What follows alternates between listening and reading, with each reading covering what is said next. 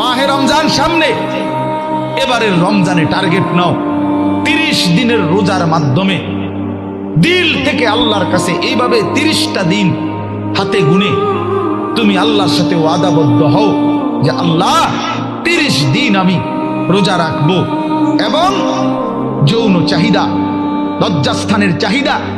অশ্লীলতা, বেহায়াপনা, নর্তকী, নাচ গান, উলঙ্গ ছবি দেখা, নারীকে নিয়ে চিন্তা ভাবনা, মেয়েকে নিয়ে অশ্লীল চিন্তা ভাবনা, অবৈধ কোনো প্রেম সম্পর্ক, হারাম কোনো রিলেশন,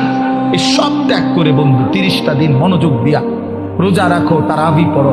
ইফতার করো, সাহারি করো, তাসবিহ পড়ো, তেলাওয়াত করো,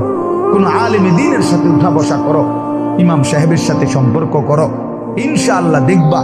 আল্লাহ চাহে তো 30 দিনের মাথায় আল্লাহ বলেন লাআল্লাকুম তাত্তাকুন, আমি আল্লাহ ওয়াদা দিলাম মোমেন তোকে মুত্তাকি বানিয়ে দেব।